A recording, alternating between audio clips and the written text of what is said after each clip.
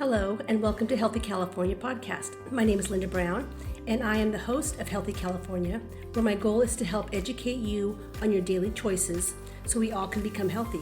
I believe you, your family, your neighbor, and your community are all looking for better ways and simple ways to return to being healthy. Many of you have health issues or have family that's going through tough times that seemingly have no answers. It's frustrating. There are questions about health, environment, foods, exercise, and lifestyle, and it can be all overwhelming. And who do you believe? And where's the science behind it? This podcast will unravel the mystery behind being unhealthy and talk about little things that we can do in our lives to make a positive change in our health from all angles. So to be healthy, we need to have physical health, mental health, environmental health, financial and social health, and of course, spiritual health. Let's answer some of these questions to get healthy. What good is just listening to a podcast? I will give you resources as well, ways to take steps and make positive changes in your life to becoming healthy. This is a journey, not an assignment, so be kind to yourself. Okay, welcome back. Thank you for listening. This is Linda Brown. I'm your physical therapist, functional nutritionist, coach, educator, and host here in California. And today we are diving into a topic that affects millions of people, but far more preventable than most realize: stroke. Today, we'll break down three things: what stroke actually is, how to prevent it, and which lifestyle modifications and foods and dietary patterns have the strongest evidence to prevent stroke. So we are also going to stroke-proof your kitchen here at the end. So by the end of this episode, you'll have a clear, actionable roadmap for protecting your brain and cardiovascular system, starting right now. Stroke is one of the leading causes of disability worldwide, yet up to 80% of strokes are preventable. And they're preventable through lifestyle, nutrition, and early risk factor management. So there's a large portion of strokes. We talked about cardiovascular disease a couple weeks ago, and stroke is considered one of those diseases under the umbrella of cardiovascular disease, and it's a leading killer. So why would we not try to prevent it? Maybe we don't know how to. Let's figure that part out. So what is a stroke? Let's start with the basics. A stroke happens when blood flow to part of the brain is interrupted. And what is in blood? Why is that important? Well, blood transports oxygen and nutrients. If that is stopped, then we don't get oxygen to our brain, and brain cells begin to die within minutes. Our blood takes oxygen and nutrients to every cell in our body. So that's our circulatory system. Our circulatory system is our heart pumping blood to every cell in our body so that it gets nutrients and oxygen. And when that gets stopped in the brain, we can have a stroke. And there's two main types of strokes.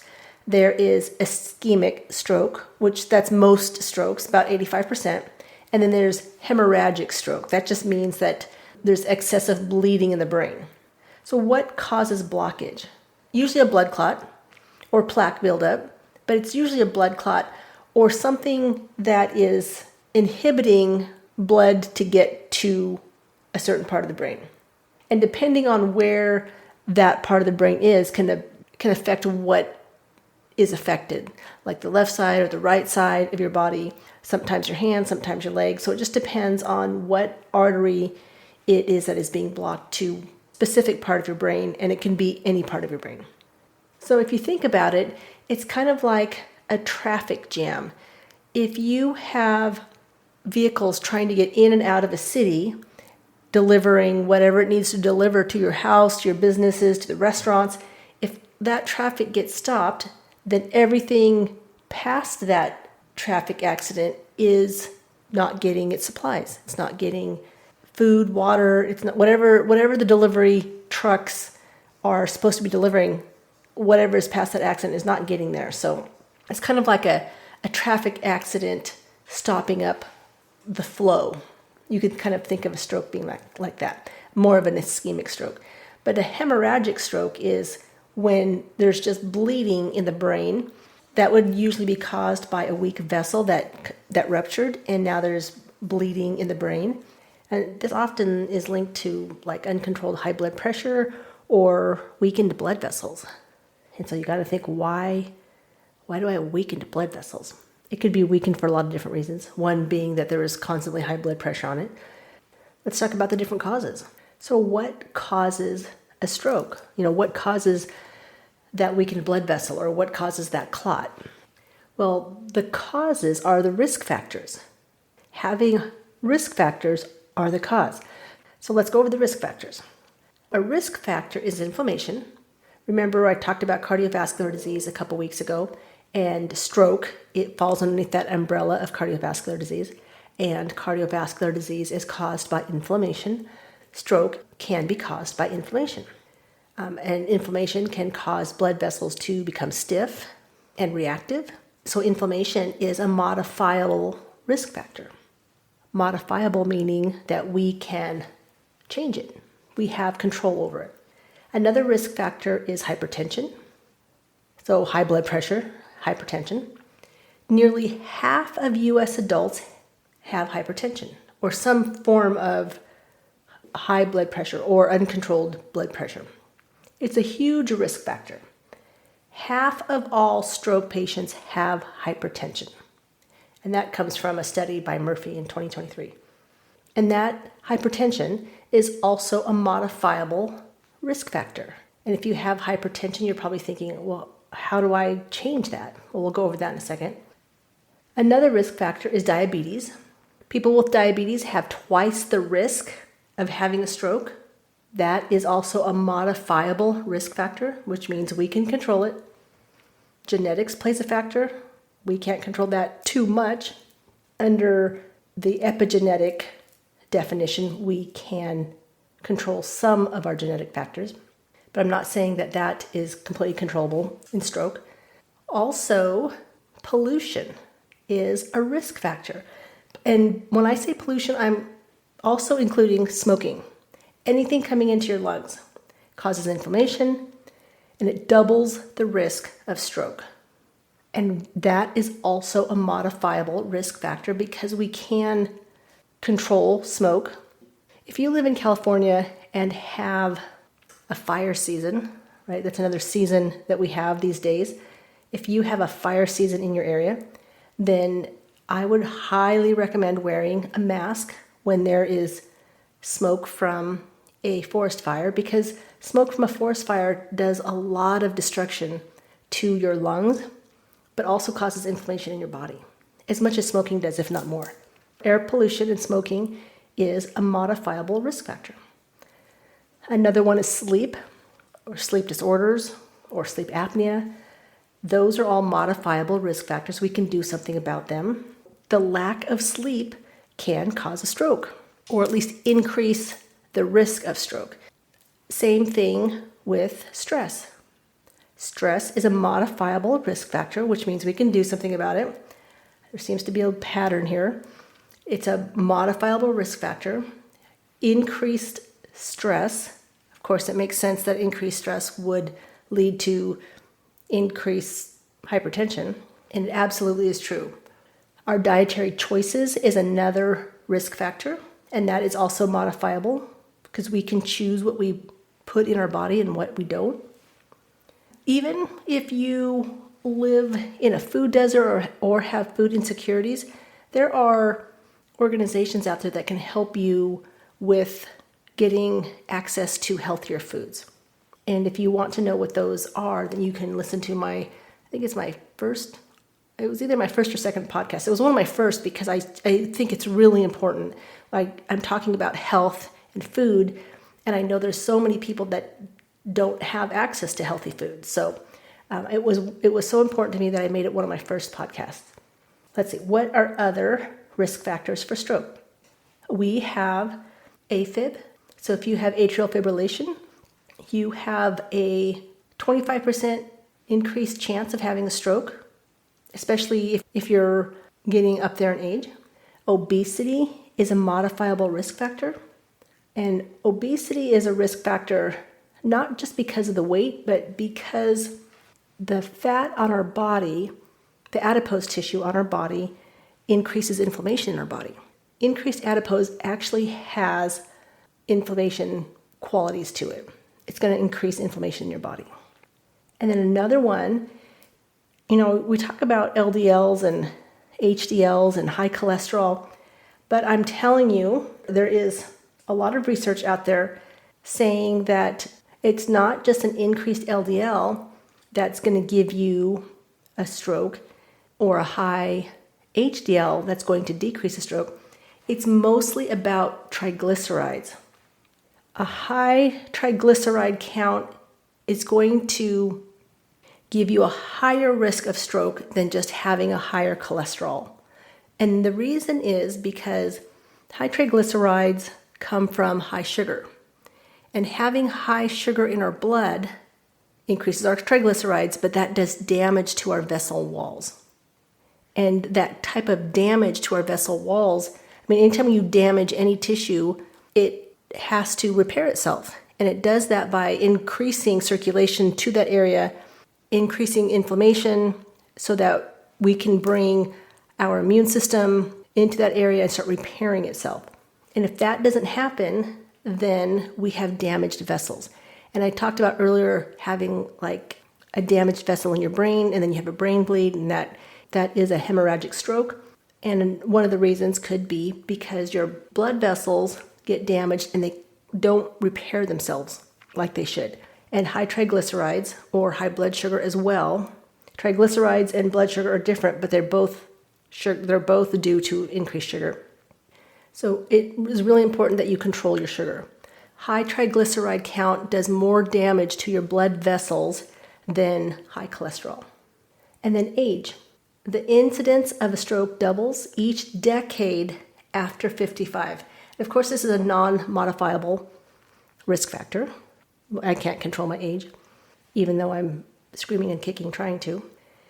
And then sex, as far as being a male or a female, premenopausal women have more of a risk of having a stroke. But after the menopause age, actually men have a higher risk of stroke. So let's go over that real quick. The risk factors for a stroke: we have inflammation, hypertension, diabetes, genetic factors, air pollution, sleep, dietary choices, AFib, obesity, high triglyceride, age, and your sex. So of those, most of those are modifiable. You can do something about the inflammation in your body. You can do something about hypertension. You can do something about diabetes. You can do something about air pollution. You can do something about your sleep, your dietary choices. You can do something about obesity, your triglycerides. It's a growing chronic disease, and we can do something about it. Then why is it growing? I want you to think about that for a second. Why is it growing? If your car was running low in air in its tires, and it's all these bells and whistles are telling you to put air in the tires, you do, because you're not going to get very far. So why wouldn't you do the same for your body? Some of these risk factors are modifiable. And I'm not saying that it's all easy to change, but start with one of those things I mentioned and see what we can do with it. So those are risk factors for stroke, and stroke is a growing disease. But then there's this thing called a TIA, transient ischemic attack. TIA, it's a mini stroke. And people get these little mini strokes, and then they typically get better. But a TIA is really a warning that you should never ignore. Even if you fully recover, the reason why you shouldn't ignore it is because you have a 1 in 3 chance of having a full-blown stroke within the next 5 years. So if you've had a TIA or know of someone who has, they have a high chance of having a full stroke within the next 5 years. And if we already know we can make changes to prevent a stroke, then I think if you've had a TIA or know of someone that has had a TIA and it's just a warning, I think that can be a blessing, because now you can make changes to prevent it. So it's really, think of it that way. A TIA can be a blessing, because now you're like, oh, I need to make changes. I can prevent this. So how can we prevent it? Let's find that out. Because we know we can prevent it. You have the power to prevent a stroke. If you have any family members that have had a stroke, then Is it in your genes? Possibly. But can you still change it? Of course. Of course you can. So let's change it. What can we do to prevent a stroke? We can move. Movement is medicine. We can control our blood pressure. We can improve our blood sugar stability. We can stop smoking. We can prioritize sleep. We can reduce our stress. So let's go over each one of those separately. Movement. You don't need to run a marathon. We talk about 30 minutes of brisk walking. The American Heart Association recommends exercising at least 150 minutes a week. That's 30 minutes a day. We can do that.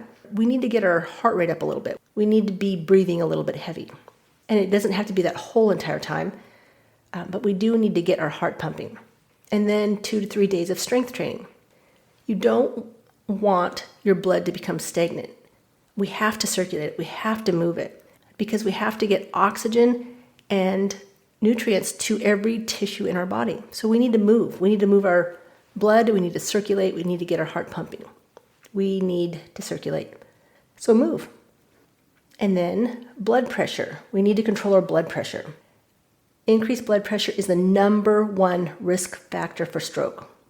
So we need to keep our blood pressure around 120/80. And how do we do that? Well, you can increase your potassium-rich foods.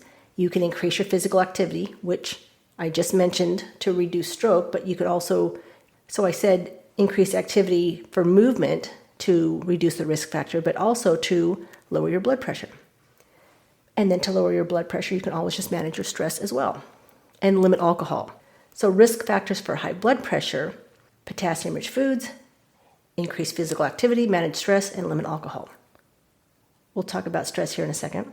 When you think about potassium-rich foods, I'm not going to go over the foods quite yet. I will a little bit later. But in every cell in our body, we have a sodium-potassium pump. And our typical diet has more sodium than potassium. So we're always trying to reduce sodium, reduce sodium, reduce sodium. However, why are we not increasing our potassium? We get potassium from fruits and vegetables.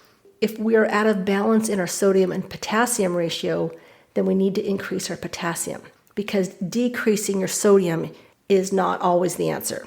Our body needs sodium. We just don't need high amounts of sodium, and we get high amounts of sodium because we eat foods that use sodium as a preservative, and because it makes things highly palatable, which means it's another way of saying it makes things delicious. We put salt in everything, but we don't eat enough potassium. And another way to get a little bit of potassium is just drink an electrolyte drink. Electrolyte drinks will have potassium in it as well. So that's increasing your potassium-rich foods is another way to help with your blood pressure. Another way to prevent a stroke is improve your blood sugar. Blood sugar causes high triglycerides. We already know blood sugar causes diabetes, insulin resistance. However, blood sugar also causes high triglycerides, and high triglycerides damages our vessel walls. So we don't want sugar floating around in our blood. We don't want triglycerides floating around in our blood. And like I said earlier, high triglycerides play a bigger part in stroke than high cholesterol. So stabilize your blood sugar. And also, stable blood sugar protects the brain in many ways. Stroke affects the brain, so we want to control our blood sugar. Please control your blood sugar. It's something that it's easy for me to say, but we're all addicted to it. We all have too much sugar in our diet. So start off by decreasing one thing out of your diet that has sugar, or even a sugar substitute. Those are horrible for you, by the way. And what else will prevent a stroke? Smoking. Well, that's a no-brainer, right? No pun intended. Smoking, it's easy for me to say, just stop. But I know it's not easy. If it were easy, then we would have all stopped smoking a long time ago. It's not easy. It's very addictive.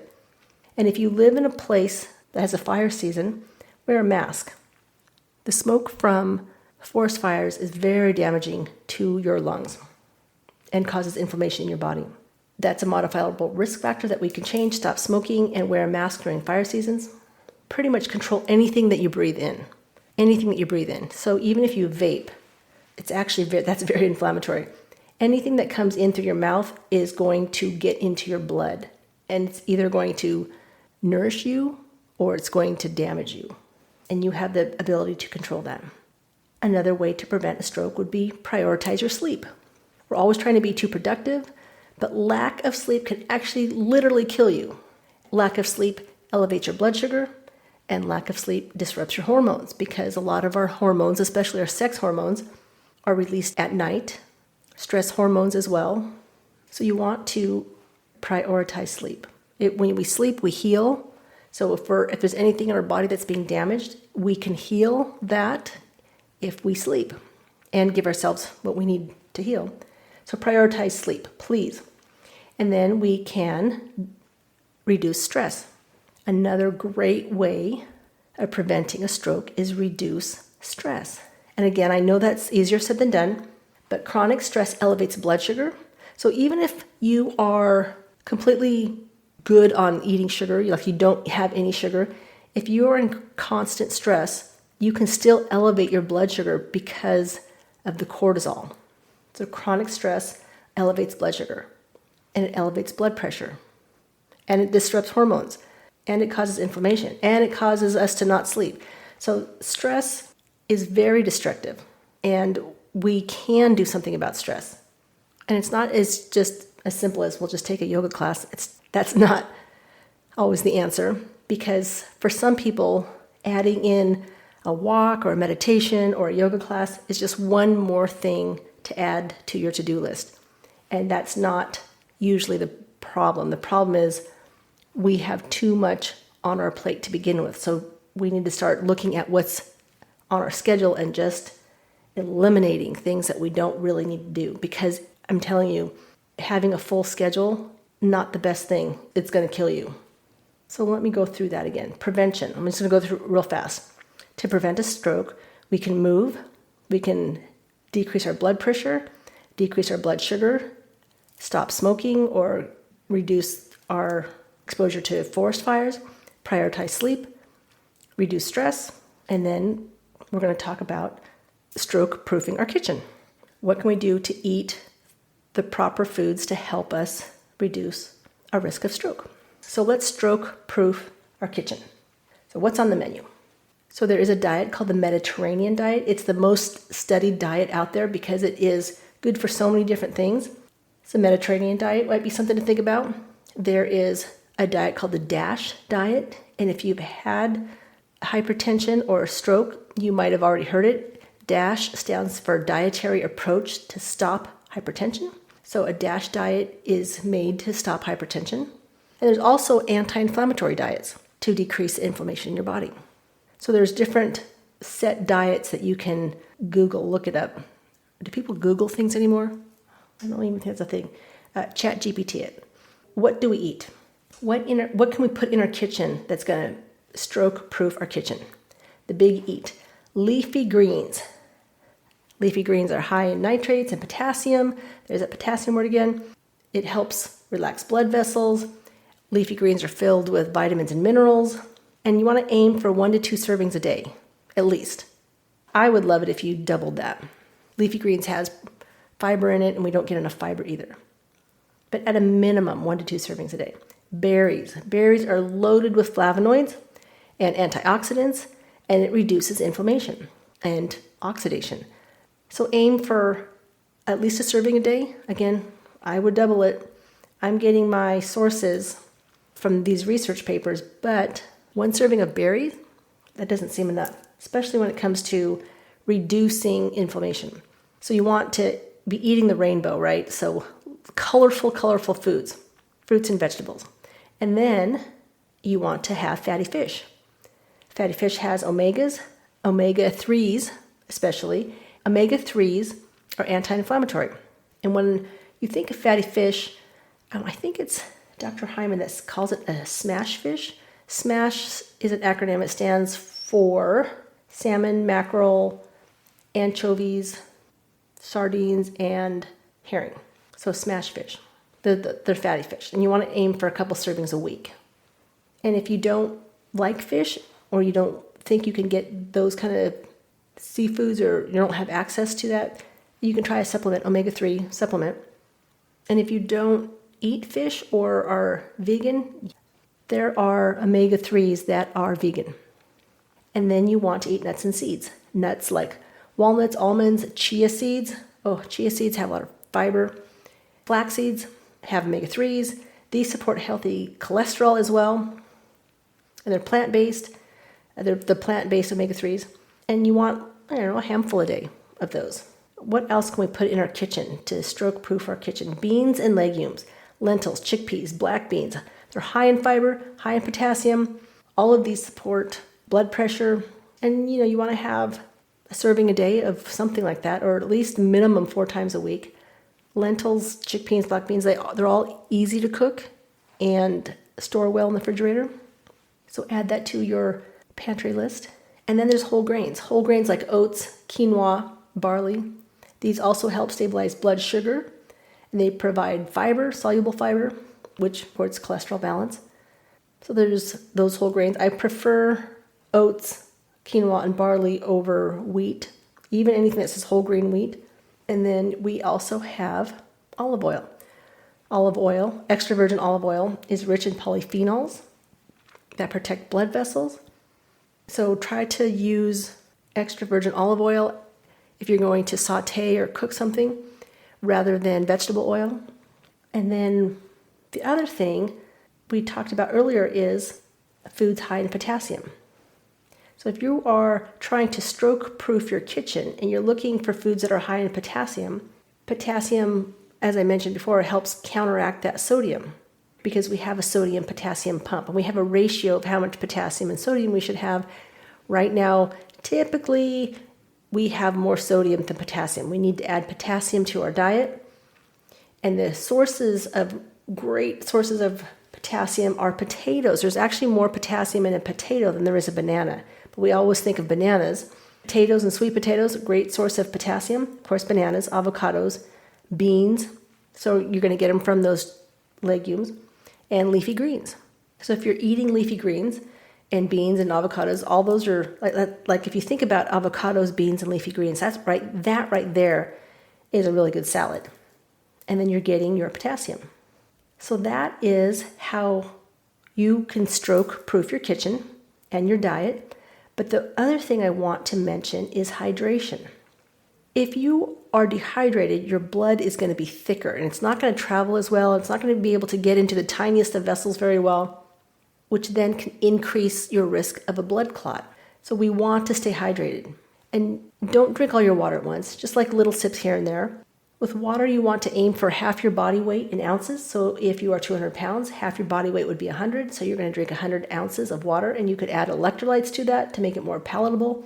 You can add lemon, oranges, squeeze some lime in there, add a cucumber, some berries. You can add stuff to your water to make it more palatable if you're not good about drinking water. If you are good about drinking water, add a pinch of sea salt to your water to get a little bit of electrolytes. And then, last but not least, vitamin D. You get vitamin D from the sun if you can.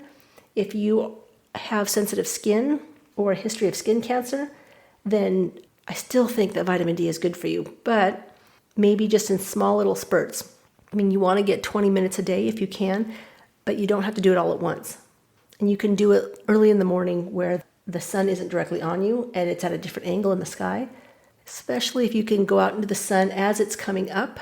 And the sun, just being out in the sun the first 10, 15, 20 minutes, the first thing in the morning is so good for your circadian rhythm. It's good for your mental health. It's hitting the retina in your eyes, and it's a game changer for your mood for that day, in addition to just setting your circadian rhythm. So if you can get sun into your eyeballs, not through a window, but actually outside, is also going to be good for many things, including decreasing stress, setting your circadian rhythm to get better sleep, and that's all going to lower your blood pressure. So just getting sun can also, because of those, can decrease your risk for stroke. And if getting up first thing in the morning is not a thing for you, then, go for a walk. Go for a walk outside every now and then on your lunch break, or take an extra 5 minutes to walk to your car. Walk around the building one time, then walk to your car, or park your car on the other side of the parking lot, or whatever you can do to be outside in the sun just a little bit longer. Let's put this all together. Here is your daily stroke blueprint. I'm going to go through this fast because we just went over it. We're going to start our day with protein, fiber. I talked about fiber last week, I think it was. But you can start your day with protein, fiber like eggs, berries, Greek yogurt with chia. Include leafy greens and fruit throughout the day. You're going to eat the rainbow. Use olive oil as your main source of cooking or main source of fat. Eat beans, lentils, legumes several times a week. It's great fiber, great potassium. Choose fatty fish a few times a week. It has great omegas, which is anti-inflammatory. Snack on nuts, fruits, veggies instead of processed foods. Snack on things that don't come out of a package would be ideal. Drink water consistently. Add electrolytes if you need to. Move your body. Motion is lotion, and movement is medicine. And prioritize sleep and reduce your stress. Just doing those changes can decrease your risk of stroke greatly. So why would you not, right? Why would you not choose to do that? And if you don't have access to some of these foods, or there's stress in your life that is unavoidable, then there are resources out there for you that you can find, because if you don't decrease your stress and prioritize your sleep and eat healthy and get out in the sun and do all the things that we should just be able to do, then it's really increasing your risk of stroke and decreasing your life. So I really highly recommend that you try to find something that you can do to change at least one thing at a time. It's so important. Small changes repeated every day create massive protection over time. If you know you have an increased risk for stroke, or if you know of anyone that does, then I want you to remember this acronym, BEFAST, B-E-F-A-S-T, BEFAST. It stands for balance. If your balance is off, E stands for eyes. If you start to see double vision, or you lose vision in one eye, or you lose peripheral vision, that's something to pay attention to. F in FAST, F stands for face. If your face starts to droop. A is arms. If you lose feeling in your arms or the ability to control it. Speech might be, you might notice that you or someone else is mumbling or can't express what you're trying to say. And then time. So BEFAST, balance, eyes, face, arms, speech, and time. And time is the important part, because if you have any of these symptoms, your time is valuable. Your time is important. You need to get help fast. Faster than putting someone in a car and driving them to emergency room. You might just have to call 911, because time is limited. If you have any of these symptoms, time is limited. So remember the acronym BEFAST, balance, eyes, face, arms, speech, and time. Time is a very important factor here. So 90% of strokes are linked to modifiable risk factors, things that we can change. That means you have the power to change the outcome. And that can start with your next meal, or your next walk, or your next day. Your brain is your most valuable asset. Protecting it starts with choices you make right now. So protect your most valuable asset. And I'm going to end on reading you a Bible verse, because I always do at the end. And this is from Romans 12:10. And it says, love one another with brotherly affection. Outdo one another in showing honor. Which means if you're outdoing one another in showing honor, you're not waiting for someone to show it to you first. You're not doing what they're doing. You're doing more, and you're not waiting for anyone else, because you are loving everyone with brotherly affection, which means you're treating someone as if they're your closest family member, even if you don't even know who they are. Outdo them in showing honor. And God sees what you're doing, even if no one else sees it. I really wish that everyone would try to outdo each other in showing honor, just because we need to love each other more. I'm going to leave it at that. But thank you for listening. If you found this episode helpful, share it with someone you care about. And as always, stay empowered, stay informed, and stay healthy, California. Thank you for joining me today. I hope you learned something new. Health care and treatment should focus on being proactive and preventative, emphasizing the importance of addressing the root cause of a disease or illness. While the U.S. has an excellent trauma medicine system, helping patients when problems arise, our goals should be to prevent disease before they happen. That's why this podcast is so important to me. If you're needing further guidance or have questions on a particular matter, you can find my contact information in the show notes, where you can set up a 15-minute consultation. I also recommend you adding a functional nutritionist, a functional medicine practitioner, and a physical therapist to your healthcare team. This podcast reflects my personal opinions based on extensive research and education. It is not intended for medical diagnosis or treatment and should never replace the advice from your doctor or other healthcare professionals. To continue providing this free information, I rely on your support. Follow, subscribe, like, and share this podcast with your family and friends, or on social media. Don't forget to turn on your notifications to stay updated whenever I have a new episode released. Educating you and empowering you to take back your health is my ultimate goal. By gathering knowledge and implementing small but impactful changes, you can reclaim your well-being. This is a journey, not a quick fix, so be kind to yourself, and I'll be there to help. You got this.